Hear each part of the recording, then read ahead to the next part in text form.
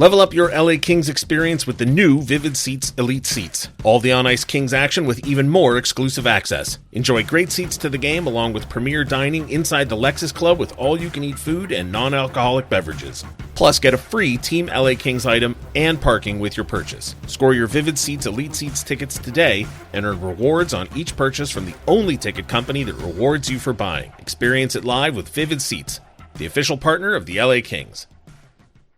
You're listening to an LA Kings podcast. For more episodes of this and every other Kings program, visit lakings.com/podcast.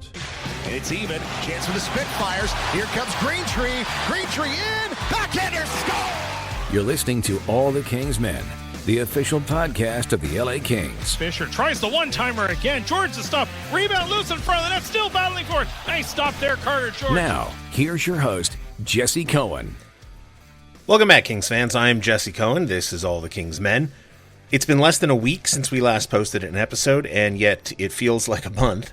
The 2024 NHL Entry Draft took place over the weekend. The Kings came away with 4 draft picks and Tanner Jeannot.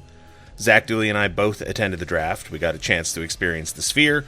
We met 3 of the 4 players the Kings selected and had a chance to talk to Rob Blake and Mark Yannetti. We'll have much deeper dives into the players the Kings acquired very soon, but for today, I wanted to recap the last week for the LA Kings because there were trades, draft picks, qualifying offers, development camp starts today. We had to reset the landscape before we started moving forward. 2 things before we get into our recap. First, I was able to get a quick conversation in with Liam Greentree on day 2 of the draft. You'll hear that in just a moment. I did my best to reduce the background noise, but we were at the Sphere during day 2 selections, so there was a lot of background noise to contend with. I did my best. Secondly, the Kings and Ducks made a trade, and if I'm not mistaken, just the 4th time the 2 teams have ever traded with each other. Previous times in 2008, Sean O'Donnell traded to the Kings for a conditional 3rd-round pick. That condition was not met. That pick never transferred, so ultimately the Kings got O'Donnell for nothing. However, that pick that would have gone to the Kings was used to draft Brayden McNabb, who wound up in LA ultimately anyway. The trade actually was traded twice. It wasn't traded to the Ducks, but it was a conditional pick. That pick was then ultimately traded to Vancouver for Dan Cloutier somehow. I gave up trying to figure out the timeline because the second trade happened before the first trade. I don't understand it. 2008, the Kings traded pick number 12 for 17 and 28. They then traded pick 12 for picks 13 and 48. Pick number 13 was used to draft Colton Tubert. Pick number 48 was traded to Calgary for the 2009 84th pick, which was used to get Nick Delorier. Nick Delorier ultimately traded to Buffalo for Brayden McNabb. So Brayden McNabb shows up twice in the 3 previous trades between the Kings and the Ducks, and then the first time ever, if I'm not mistaken, February 2008, J.S. Aubin to the Ducks. The Kings get pick 185. They traded it to St. Louis for pick 197. That turned into Nick Dowd. So there you go. More proof that drafts are wacky. Anyway, here is my conversation with Liam Greentree. Hope you enjoy it. Joining us today, Liam Greentree. First of all, congrats on being picked. Thank you so much. You're here today on day 2. I was told because you have some friends you're hoping to see get drafted. Who are we waiting on? Yeah, Spellacy got drafted to Chicago, so, big, proud of him. And, I'm waiting for one of my friends, Cole Davis, who played last year and had a really good season. So I've got to ask the obvious question. Number 66, what's the story behind 66? Yeah, it's not as crazy as you might think. I had 6 growing up because of my brother, and then I couldn't take that because it's retired in Windsor, so I just took 66. So not too much thought into it, but yeah. I like it. Yeah. Speaking of your brother, I heard that you originally started out playing goaltender because your brother made you. That's a classic story in the hockey world. But you escaped it. So how did you wind up not getting stuck being a goalie for your entire life? Not that there's anything wrong with being a goalie. Yeah. So, I played player my whole life, but whenever we played road hockey or on the pond, I was kind of stuck in that position. But I think as we got older, I kind of could dangle them and that kind of thing, so I could really play with them. Honestly, it was a lot of fun, and some of my best memories. Speaking of goalies, the Kings select Carter George in the second round. We asked him if he knew any of the members of the Kings prospect pool already. He mentioned you, said you scored on him a fair amount of times. Just real quick thoughts on Carter George as a goaltender. Yeah, no, I think he's really good.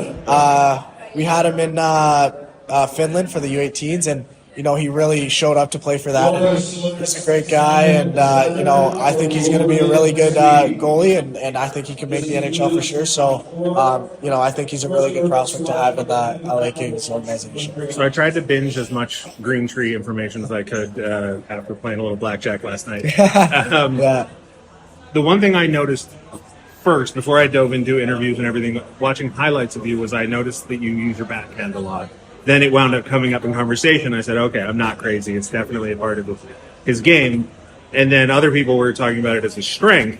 How do you feel about your backhand? Yeah, no, I'm really comfortable on my backhand. It's something that I've always been pretty good at. I have a pretty straight blade, so it makes it pretty easy. But, at one point, I used to shoot backhand all the time, and I remember one of my buddy's dad kind of told me that I had a better backhand shot than I did a forehand shot, which I wouldn't say is a compliment, but no. So I've been pretty good on my backhand, growing up.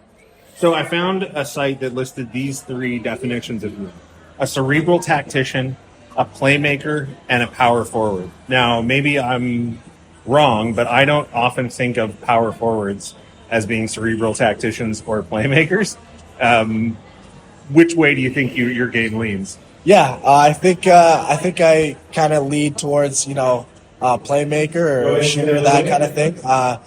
But I think I am a power forward, and that's kind of the role I'm gonna have. And I think that's kind of what sets me apart is the fact that I can stick handle and make plays as well as driving the net and winning battles on the wall and that kind of thing. My favorite question to ask defensemen when they join the team is: would you rather score the game-winning goal or block the shot that would be the game-winning goal for your opponent? So I'll twist it up a little bit. Would you rather score the game-winning goal or pull an extra defender to you by driving the net and then dish it off to an open teammate?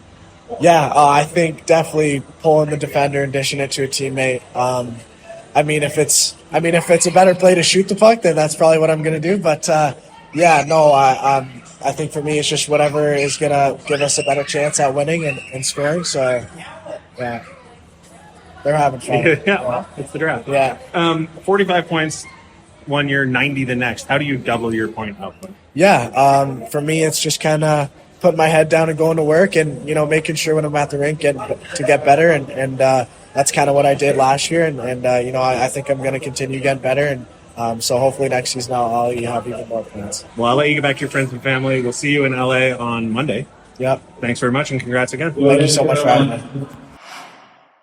All right, joining me now, both of us back from the 2024 NHL Entry Draft in Las Vegas, Nevada. Zach Dooley, how are you doing today, Zach? Jesse, I am doing well. How about yourself? I'm good. We have a lot of stuff to talk about today. A lot of stuff. But before we talk about any of it, I want to talk about the Sphere. Okay. Because there are very few things in the world that exceed expectations, that live up to the hype and then some. And the Sphere is unquestionably one of them. It was incredible. I was trying to explain it to my dad, and I was saying, you can watch the videos of it. You can see the photos of it. You can have it explained to you, but I don't think you really understand what it's like until you're in it. And it's unbelievable. I just had to say that, since everybody thinks I hate everything. I just had to say the Sphere was amazing. Look, visually, Yeah. It was spectacular. I think you're right. You just don't get a sense for how overpowering it is until you're in it, because you just can't replicate 360 in a photo. Yeah. So just the look and feel of everything was just so cool. I think there were some graphics that were amazing. And then that's not even taking into account what it must have looked like on the outside. We saw versions of the outside, but during, I'm sure there was some really cool stuff on the outside of the Sphere also. So from that perspective of the draft, it was really, really cool. And it added an element. I'm not sure that if they did it at this Sphere every year that it wouldn't get old quickly, but for a one-time thing, it added an element to an otherwise fairly boring event. Like, the excitement for the draft is in the buildup. And then in the execution, if there are unexpected moments, those are exciting. But the actual draft itself is quite, it's dull. It's just they're calling names. On day one, you get these fun little moments like Celine Dion getting called up to make the announcement for Montreal, or Buffer for Philadelphia, or, Rick Nash coming up for Columbus. There were lots of cool names thrown up, but that's like a momentary, whoa, and then it's just calling out a name. Yeah.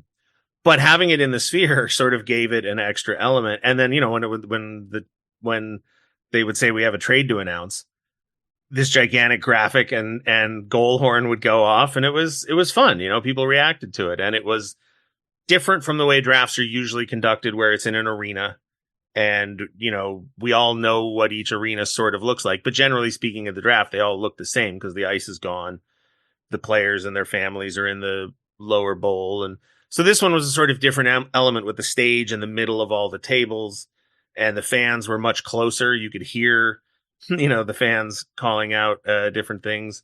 So it was a lot better of an event live. I don't know how it went on TV, but at least live, it was a lot more entertaining than I was anticipating. So I just wanted to say, sorry, go ahead. Round one just drags, right? In real, it always does. Yeah. And this felt like it dragged less just because you were kind of taken aback.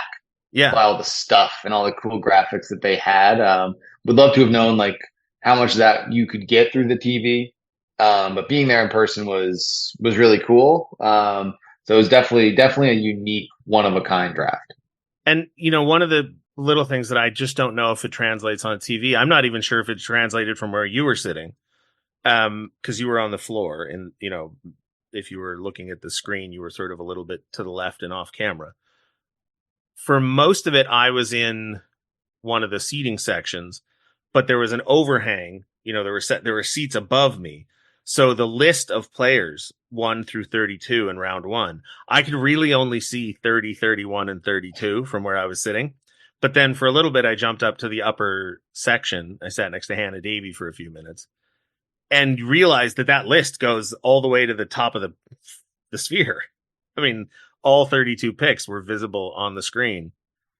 It's actually one that you could see even better from the floor. You just had to crank the neck back, and you could see essentially like a head to toe or toe to head, I guess, looking up 1 through 32 list. I have a picture on my phone that, again, it's 2D, but it's like, it was really cool that you just kind of like follow it all the way up and back down, and you see the entire list of picks. And a really good use, I felt, of a screen.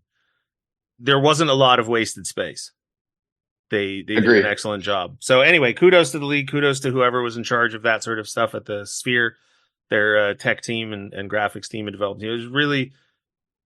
It was great. And I did want to sort of throw this in there. I don't know if this will resonate with you, Zach, specifically, but Vegas is such an interesting city because each hotel or casino or wherever you're at is so busy and so bustling with people that I don't think you have time to feel like, oh no, am I in the wrong place? Like we were we were at one far end of the Strip. It never once occurred to me that there were, I wonder what's going on at the MGM or the Bellagio or the, MGM Park or any of the other, Caesar's Palace, because every time I left my room, there was plenty of people. And it's just an interesting city in that no matter where you go, there are always tons of people, and it doesn't matter what time of day it is. It doesn't matter anything like that. And it just really, really threw me back to the old Frozen Fury days. It wasn't as Kings dominant, obviously, because there were 32 teams. But, at one point I was at the Park MGM and I was meeting a friend, and I realized, there's signs everywhere for, I think it was the Devils, and they were conducting their post-draft activities in various conference rooms. And so there was signage all over the hotel and casino directing you to where you needed to go. And so it was just a nice reminder. I don't know that you could pull it off in Vegas every year, because like I said, I'm not sure it wouldn't get tired after year two. But for that one, 2 days that we were there, well, you were there longer than I was, but for the 2 days I was there, it was just really nice to remember what it felt like to have hockey take over Las Vegas. So that was fun. Yeah, I mean, I've certainly never experienced Frozen Fury as you knew it, or as a lot of Kings fans knew it in Vegas. It was different than most drafts because, for the reasons you said, it's just more of a spread out situation. Whereas, say, Nashville or Montreal, a lot more centralized. Right. There were more of NHL folks in the same place. Whereas I think here you could go to 12 different places and find a smattering of team personnel, et cetera. So it's definitely a different kind of draft from that side of it for sure. And that's just comes with the territory, I think, in Vegas. I don't think there's necessarily a way to do it differently, especially when the venue isn't a hotel venue, right? The Sphere doesn't have a hotel. Everyone's at their own hotel around it. But I think it was certainly one of a kind. I'm sure there were a lot of learning experiences for the league and for the building with hosting an event like that. As far as I know, it's the first time the Sphere has hosted a live event like that. They were very careful to point that out a million times. It certainly showed. But that the logistical side that no one else sees but us takes nothing away from how cool it looked and the uniqueness of it. Yeah, and I don't know, we haven't talked at great length about this. I don't know what your experience was. My experience was that I didn't see any glitches or complications. Anytime I needed to get from point A to point B, I knew where to go. I knew how to get there. It was simple enough. I don't know, maybe other people experienced it differently, but people were helpful and it was easy to navigate and looked great. Anyway, let's get into the actual draft for the LA Kings. Before the draft happened, I think, particularly based on a number of things that Marchinetti had said, I think a lot of people anticipated the possibility of the Kings moving down. They did that. I would say a tidy piece of trading. They moved down 5 spots. They picked up, correct me if I've got this wrong, but a second, a fourth, and a seventh. A second, a first, a second, and a seventh. Okay, yeah, sorry, that's right. Yeah, they moved down 5 spots. They get a second and a seventh, and then amassed the second and the seventh. Yeah, right on top of the trade. Yeah, yeah. So right off the hop, I didn't have 21 is too deep in the draft for me to have a strong opinion about what you should do. I didn't have a strong opinion. I'd seen the 36 names that were listed by various people as potential picks. We talked to Scott Wheeler, and I think he mentioned Sasha Boisvert, Cole Bedoin, and Trevor Connolly, I think he mentioned. Correct. None of those players wound up being drafted by the LA Kings. Instead, Liam Greentree, who is very tall, scored a lot of points, and it seems like a great kid. Put it simply, the Kings got a player from the same tier at 26 that they would have been picking from at 21.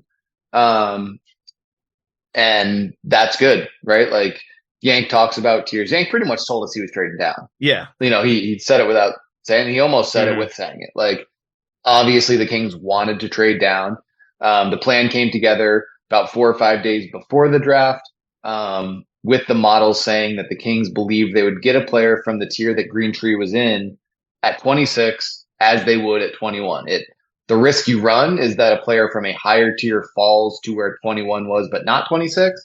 The other risk you run is that things go astray from the model and your tier is somehow gone. So I think it got to where Greentree was like the last guy in their tier that was available, not the lowest ranked player the Kings had in that tier, but just the last of that tier that was around. But the risk ultimately paid off because, as Yank explained, the difference between players in a tier is negligible, and you make moves to guarantee that you get a player from the tier that provides the most value. And the Kings got that player, and they also got a 2nd round pick and a 7th round pick. So that's good business for sure. And I'm certainly pretty excited about Liam Greentree after talking about him and hearing Marchinetti talk about him. We can double back to Greentree in a second, but I want to introduce Carter George right now because that was the 2nd round pick. And it occurred to me to ask Yannetti when he spoke to us after the draft, but he kind of touched on it. And so I figured I would just wait when we get a chance to talk to him again coming up. But I wanted to know how much. So Carter George is the player that the Kings drafted in the 2nd round with that pick. He's a goaltender. So my question was, when they made that first initial trade with Montreal to move from 21 to 26, did they know that Carter George was the guy that they were targeting with that second pick, or was there a tier of players that they knew they wanted to get into, and then once it came down to it, they sort of made the decision to go with Carter George?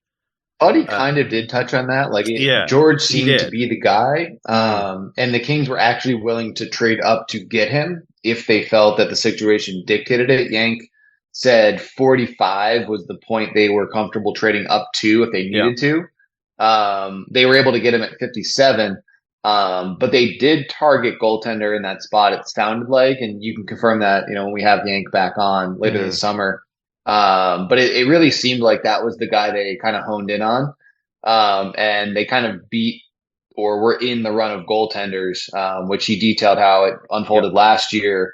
And had it unfolded, fully similar, they probably would have had to have traded up, but it was a little bit slower. They got the guy they wanted at 57, which was the pick they acquired, right? So essentially they traded 21 for Greentree and George, which was pretty cool. And goaltending is such a specific choice in a draft that as soon as they took the goaltender, my immediate thought was, oh, they must have maybe not known, but they must have had that in their mind.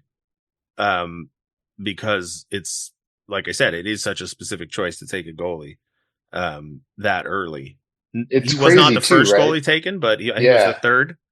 Sorry, I didn't mean to cut you off. It's just such a long time frame, right? Like whenever you draft a goaltender at 18, like you're projecting, and Mark Unity laid out the time frame, like a best case NHL timeline of 5 years. A best case. And that was like if everything went perfectly. The really interesting thing, though, was that he talked about the competing timelines of Slukinski and now George, saying that even though Slukinski was drafted first, because he spent a year in the USHL and I think Yannetti said that he expected it would be 3 years in college before Slukinski would be ready to come out and then play at least 1 year in the AHL. Whereas George will play 2 years in the OHL. And then they'll evaluate where he is. Presumably, he'll have to start in the AHL. So even though Slukinski comes out first, and he made a direct comparison to Quick and Bernier, Bernier was drafted 1 year ahead of Quick. So they've obviously put a tremendous amount of thought into these things. And he mentioned in previous conversations with us, sometimes, there are weird things that influence position within a tier. He said, some of it is, a development background, right? Can you come out at a certain point? Will you have to fulfill certain obligations? Can you come to the AHL at a certain age? All that sort of stuff. So Carter George and Liam Greentree, the first 2 picks of the LA Kings in this draft. And as quickly as those two, it's a 7-round event. So after round 2, there's still plenty of time. And yet the impression I got was the Kings were already pretty happy with their draft after just 2 picks. And that doesn't even get into the trade they made a little bit later, which I suppose we talk about now. And that is the trade for Tanner Jeannot. Yep. So they moved that 4th round pick that they had and a 2nd round pick next year for Tanner Jeannot. As Zank joked about, as he kind of walked off the podium, like the Lightning gave up 5 draft picks to get that player, a year and a half ago? Yeah. So, the Kings just give up the 2. They saved the 1st, the 3rd, and the 5th. So, obviously just joking around a little bit, but this was a guy who was like the hottest commodity at the trade deadline in 2023? 2022, maybe it was I'm 1 year off, but like this was like the guy that everybody wanted. I think he had 25 goals that year. Started most of the year with Nashville, moved over to Tampa Bay on a cheap deal, signed, the extension he has now. And he's got 1 year left, 2.6 and change. Rob Blake was very adamant about the Kings needing to do certain things differently. A team that needed to get to those dirty areas better, more regularly, be more willing to do that. This is a guy who's going to do those things. He's going to deliver the intangibles and the character and the style of play that helps the Kings do those things. And he had a down year last year from a point production standpoint, but he's only a couple years removed from 25 goals.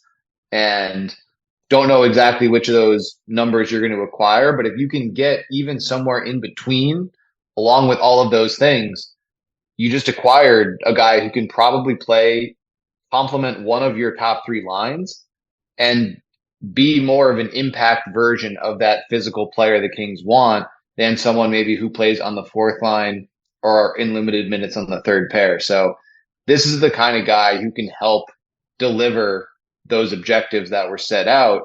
And a second round pick isn't nothing to give up, right? Like, we were all excited that the Kings added a second round pick. So we can't just say, oh, well, whatever, it's a second round pick, because you can't have it both ways. It's a price to give up for sure. But this is the kind of player that will help the Kings move forward in the areas that they feel they fell short in. This statement will mean nothing if you don't know who Kings fan Johnny Utah is, but it will mean everything if you do know who Kings fan Johnny Utah is. Kings fan Johnny Utah, very excited about this acquisition. Very excited. Yeah. He was at the draft. I bumped into him a couple times. You saw Johnny Utah? I did see Johnny Utah. And I'm disappointed I didn't. This is a Johnny Utah trade. He was wearing a Grimson Kings jersey, if I recall correctly. And very excited, very happy about the Jeannot trade. Jeannot brings everything that you mentioned, along with a willingness to participate in Donnybrooks. Correct. So he definitely adds dimensions that the Kings are lacking in. Agreed. And flexibility and lowered expectations to me are huge, right? Like Tampa, the price of acquisition for Tampa was so high that it was unlikely that he was going to be able to live up to that cost. Cost of acquisition for the LA Kings much lower. Yep. And we're not looking to him to score 30 goals. We're looking to him to add the elements of his game that he is most naturally inclined to. So, like you said, I think he could play anywhere up and down the lineup, and he'll fill a certain role. So that, and at that point, I felt like the Kings were very happy with their day. They added a first round pick, a second round pick, and a forward that they were likely going to have to add somehow between then and the end of September. And then that brings us to the sixth round, where I am happy to have people believe this. It doesn't strike a very strong chord with me personally, but the notion of getting the quote unquote steal of the draft in the fifth or sixth round, I feel like the Kings have done that 5 or 6 years in a row now, whether it was Martin Kromiak or Atu Johnson or whoever it is. Now it's Jared Woolley,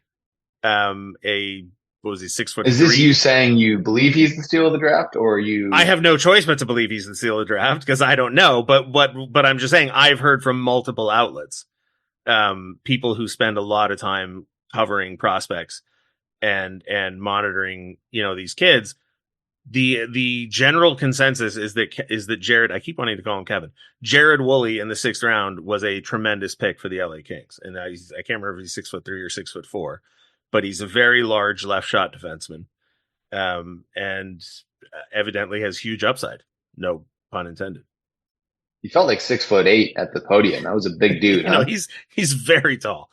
I liked how Yannetti kind of broke him down, and the end of it was there are third pairing defensemen who are average third pairing defensemen, and there are third pairing defensemen who help you win hockey games. Mm-hmm. They believe that he could be the latter, if not a little bit better than that, and he was a guy that I think the Kings in an ideal world would have loved to have plucked in the seventh round if you asked them in September. Mm-hmm. They were in on Woolley very early, back before he'd even cracked the OHL. And then he goes to London. He plays well. He plays every game. He goes to the Memorial Cup. He finishes second. All of a sudden, the stock rises a bit. Other teams get to see him, maybe more. But this is a guy the Kings have been on for a long time. The scouts brought a player they liked profile wise. Mark Yannetti told us he grilled him. Like he went out pretty aggressively with questions, and he said the way he answered the questions told me everything I needed to know on the character side. And then that lined up with the stuff they saw on the ice to be a guy that they knew they wanted to get in this draft. So I think he's probably a longer term guy, considering he's got like 30 games of even OHL experience. But he's a really exciting kind of prospect, right? Big, mean, physical. does all those things. And I don't think he's going to be an offensive dynamo by any means, but he can move the puck. And that's important for a defensive defenseman in today's game. You can't just be a physical guy. You have to be able to move the puck as well. So exciting pick. I agree. I think you used this quote in your article. Defensively, Woolley's overpowering. He throws big hits at his blue line, beats down opponents in front of his net, sets picks, and traps attackers along the board. So that's not bad. The insight that Yannetti gave immediately following the draft about Woolley, I thought was great. You mentioned it just now.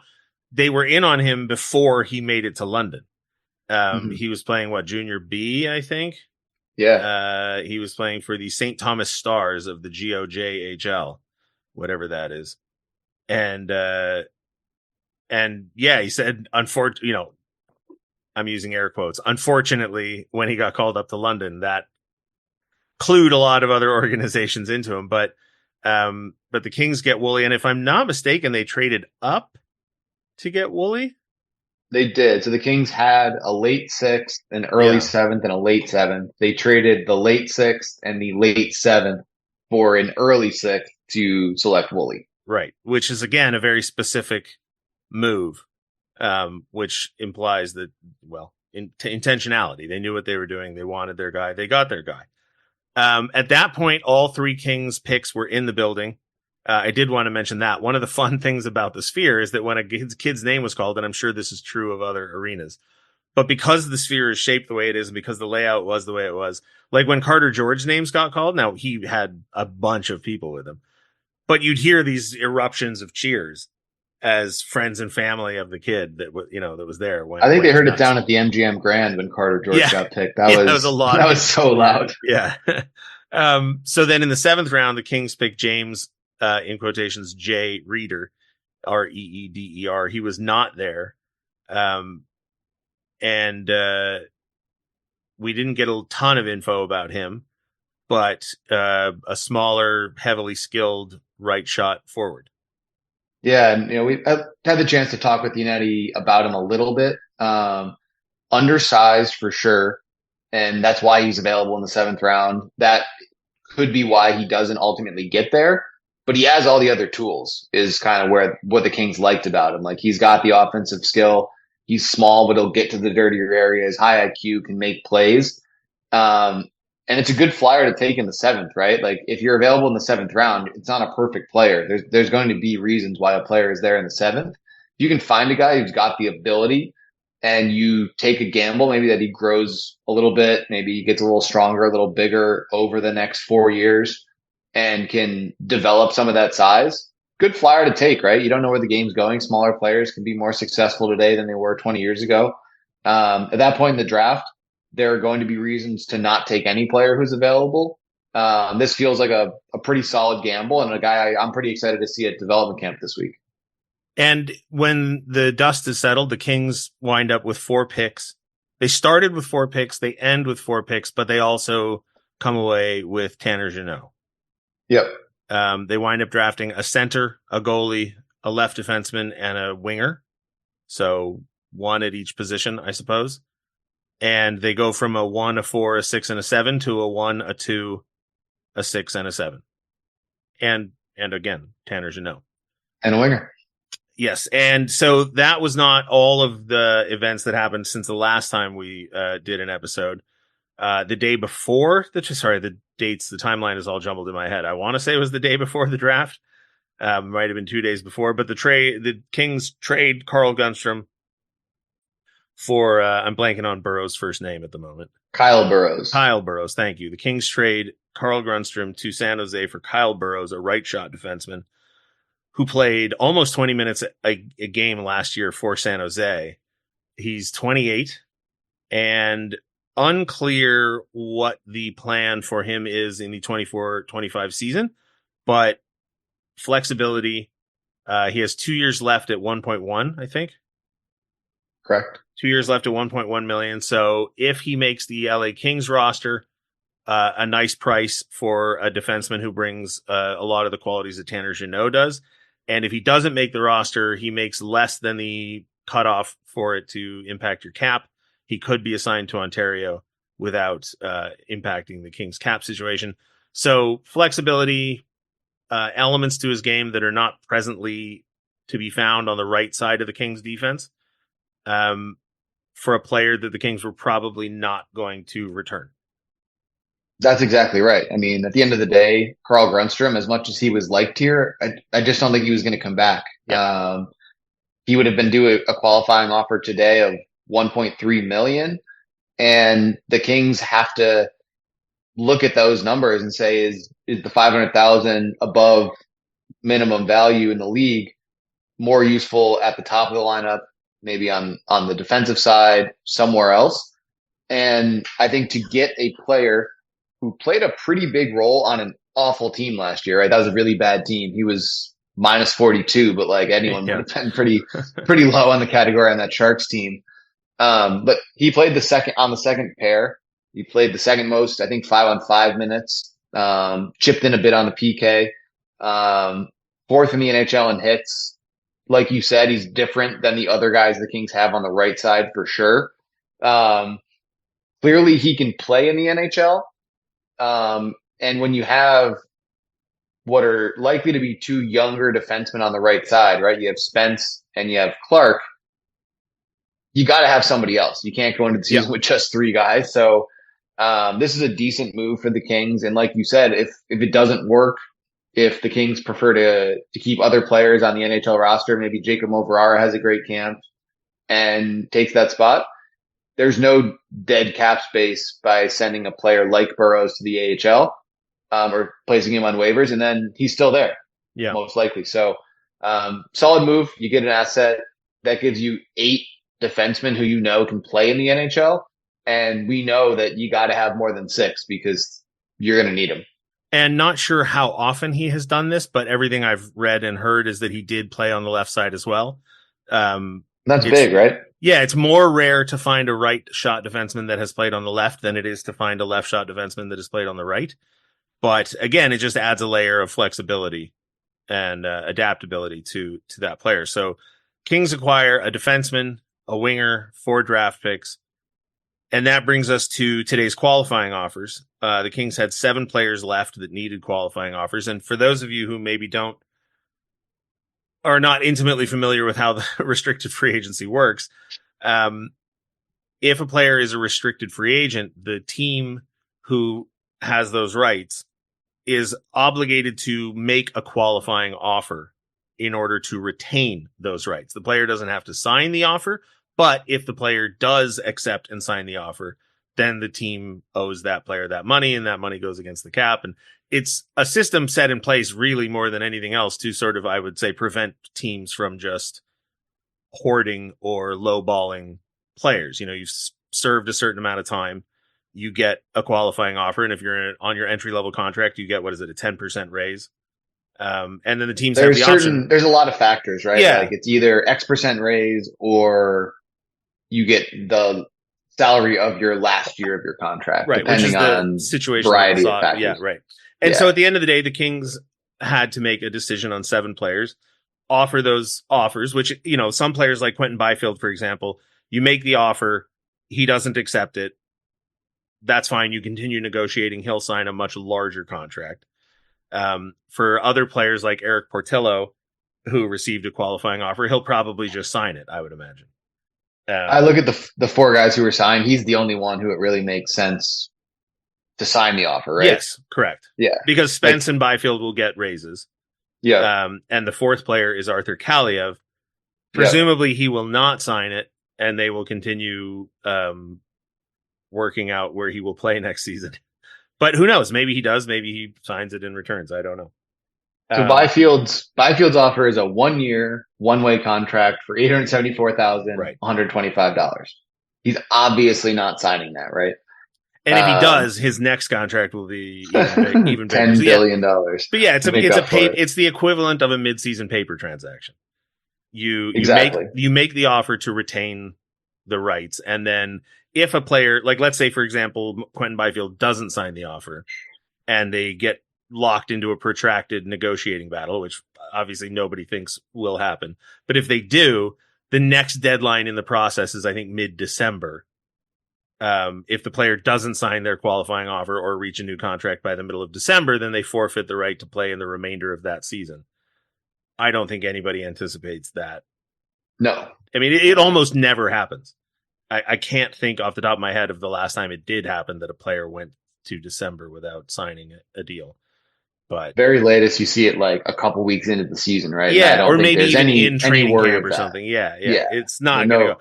Yeah, it's. Remember how long it felt like before Sean Dursey or Mikey Anderson signed, and those guys exactly. were both signed in well camp, before training one. camp. Yeah, they were both on the ice day, and that felt like it dragged out for a year and a half. So it always seems to work out. The qualifying offer is just that, right? It's an offer. It's not a contract signed. And I think we can both agree that Portillo may be the guy who would sign it, depending. But you could also see a world where the Kings work out a different deal with him. Yeah, for sure.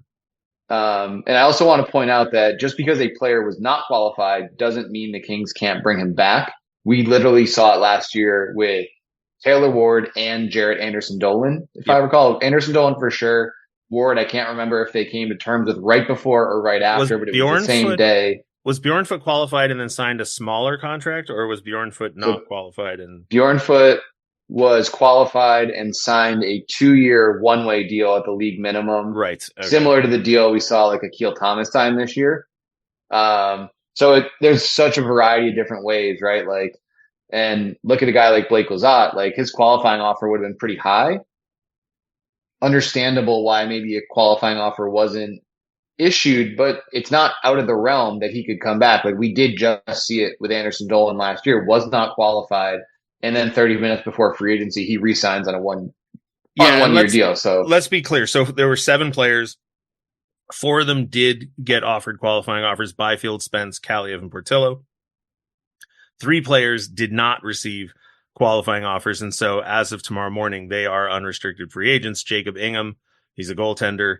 Tyler Madden, he's forward acquired in the Tyler Toffoli trade, and Blake Lizotte, Blake Lizotte. You and I think both assumed that it would break down the way it did. The one area that I was not sure about was Blake Lizotte. I could absolutely have seen a world where the Kings retained Blake Lizotte. And frankly, if we wake up tomorrow and at 11 a.m. Blake Lizotte is signed to a contract smaller than what his qualifying offer would be, I wouldn't be stunned. No, I mean, the Kings like him, like everybody likes him. Like you talk about words like character and culture, and like that dude is character and culture. You know what you're getting from him on the ice. He is more than proven he is an effective 4th-line center in the NHL. No doubt about it. The reason to qualify him isn't due to any of those things. It's a dollars and cents game. And you could say the same thing that you did about Carl, which is, if you have an Alex Turcotte or an Akil Thomas who might be able to fill that role for $775, can you afford to give almost $1 million more when you still have numerous holes elsewhere in the lineup to fill? So would love to see a world where Lizzo comes back. I think you and I just personally love working with the guy. Yep. Love what he brings. You know what you're getting from him. And if it doesn't work out, I hope he goes and tears it up somewhere else, because that's the kind of guy that he is. There'll be a lot of people rooting for him to succeed wherever he plays next year. And before the trade that saw Darcy Kemper come to the LA Kings, which saw Pierre-Luc Dubois and the $8.5 million cap hit go to Washington. Before that trade, cap space was a much larger concern. It wasn't, as big a concern as it had been the previous season, but it was still fairly large. But with that trade, the Kings open up an extra $3 million and change. Kopitar's salary drops, the cap goes up $3 million. So all of a sudden there was all this extra space, but the combined cap hits of Grundstrom and Lizotte were close to $3 million. Replacement level players for those 2 spots are less than 1.5, I think, or maybe it is 1.5. Exactly. Just over 1.5. Yeah. So the question then becomes, if you're trying to squeeze every square foot of cap space out of your situation, is that the best way to allocate those dollars? That's why I say I wouldn't be terribly surprised if Blake Lizotte returns. Maybe the Kings find replace, maybe they address all the needs that they need to address and it comes in lower than what they thought it would cap wise. Yep. And they can afford to bring Blake Lizotte back without flinching. Well, then, okay, I think everybody would be very interested in that. But you need the flexibility and the freedom to explore all options. And so I think that's why we find ourselves where we are. Because I'd be inclined to agree, right? Yeah. I think you've got it. I don't think there's any. I understand that some people believe that Blake Lizotte's size is a detriment. I'm not one of those people. I don't think you can really say anything negative about Blake Lizotte or what he brings to an organization. There was never a night where I was like, oh man, if only we had somebody besides Blake Lizotte, we would have picked up those extra 2 points. Like I just never experienced that thought or belief. So. In fact, you probably would put it the other way, right? If you well, listen, I'm happen to be very, very, very fond of points. Yeah, I love look at the Kings have holes, right? They probably went into this offseason needing to add 2 forwards, and they got 1, but they still need 1 more. Yep. And they probably could use 1 more guy on the back end.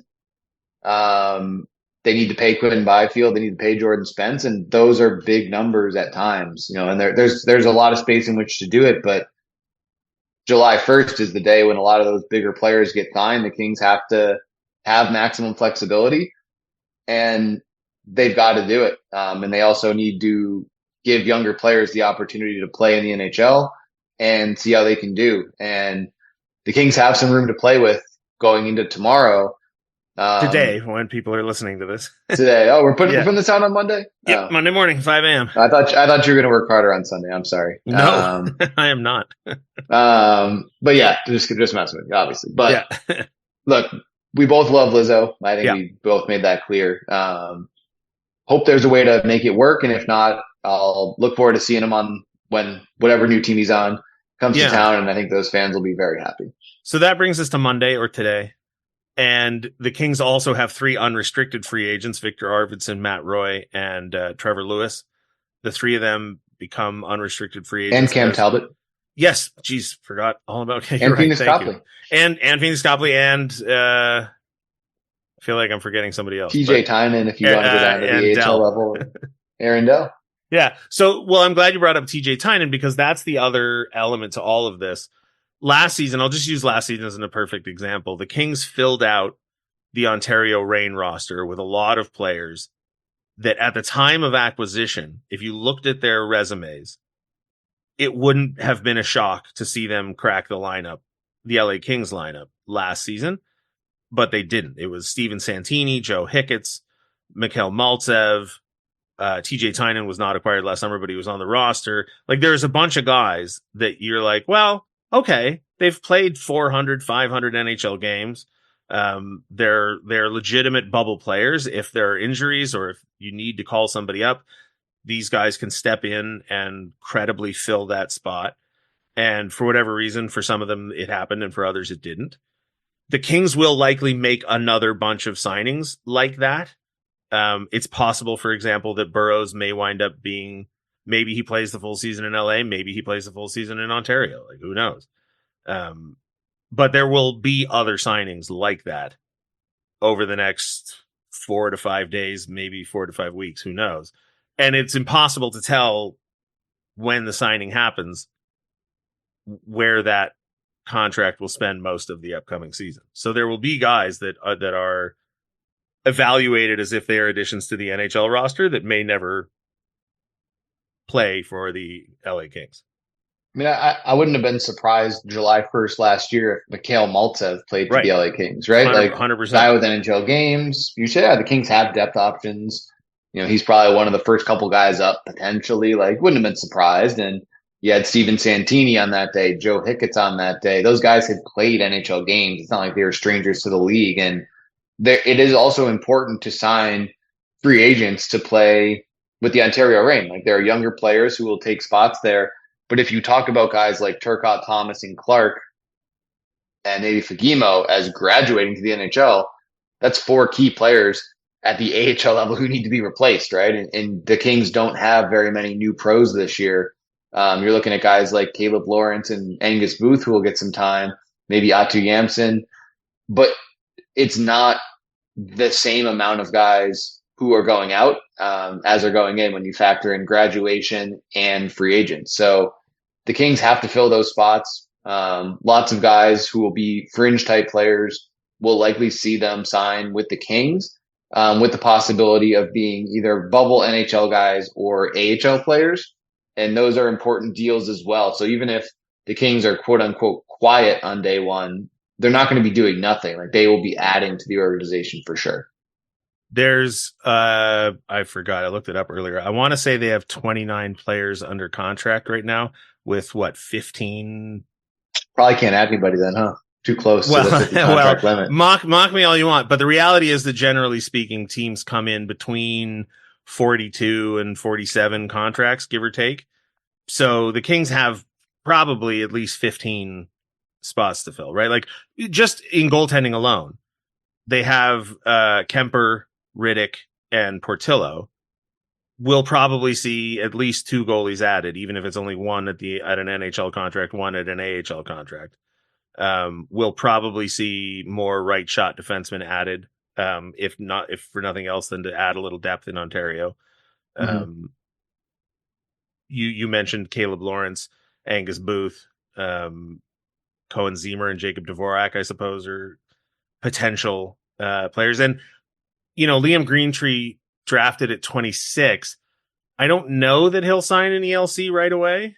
Even if he does, it doesn't necessarily mean that he would be playing on that contract. He might slide back to the OA. I mean, it seems pretty clear that he will slide back to play with the Windsor Spitfires, but he could be offered an ELC right away. Lots of teams offer lots of picks, entry-level contracts, shortly after drafting them. So, it's this bizarre, this is always how the season goes. If your team loses early in the playoffs or doesn't make the playoffs, you have weeks and weeks of sort of no activity watching the other teams compete for the Stanley Cup. Then there's this brief window of a flurry of activity from the end of the final through the draft and free agency. And then about July 10th, everything's pretty much back to calm waters up until the start of training camp. So the next few days will be very interesting. And the last few days have been very interesting. Lots to come. Yeah.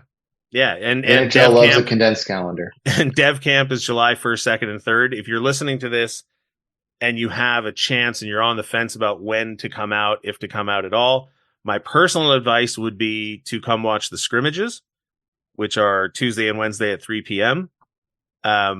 If getting to the South Bay is a hassle or a challenge for you at all, I would schedule something to do in the area after the scrimmage, because traffic will be a nightmare getting out of here. But the morning sessions, unless you really, really, really like the finer points of player development and coaching,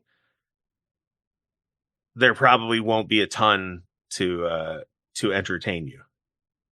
The afternoon scrimmages are the action, the hockey side of it. It's a lot more teaching and learning. And if you're into that sort of thing, you might love the morning drills, right? They're cool for that side of it, but it's not a ton of, fast hockey situations. It's a lot more of a learning experience for younger kids. So the scrimmages, I would agree, are where the action's at. That's the time you probably want to come out if you're a fan. And we got the Dev Camp roster. Yeah. And there are 1, 2, 3, 4, 5, 6, 7, 8, 9, 10, 11, 13, 14, 15, at least 15, maybe closer to 20 camp invitees, which means they're players that likely will never appear in an LA Kings jersey. They're there to fill out the camp, to hopefully, assist them in their careers. Players certainly have made a showing for themselves at development camps and then been invited back to training camps and then been invited back to other things. So, I mean, it's certainly possible. But if you're hoping to come and meet the next Drew Doughty and Andrzej Kopitar, temper your expectations. Like, there's a lot of kids being shown a lot of drills, being, talked to about how to be a professional, like you said, Zach. And so there's also a lot of exciting prospects, right? Like Liam Greentree will be there. And if you're a Carter George will be there. If you are a prospect, Zemer. If you want to see the prospects, this is the time to see them. And I can remember last year, maybe it was the year before, watching the goalie coaches work with the goalies. And that was fascinating. I won't get into everything that they were doing, but it was stuff that I'd certainly never seen, never even thought about before. And I can remember a few years ago when Matt Luff was at a development camp. I remember being really impressed with a lot of the stuff he was doing. And became so with the LA Kings. Yeah. And, I was convinced that Matt Luff was going to break through as a result of what I saw at development camp. He did break through. He didn't stick around very long, but he broke through. So that's development camp. That's happening Monday through Wednesday. Free agency starts today on Monday. We'll see what happens. And we will continue to update the summer happenings. We'll have a lot of coverage of not just the players acquired at the draft, but players acquired through trade and free agency. And Zach, thanks for joining me today. Jesse, thanks for having me.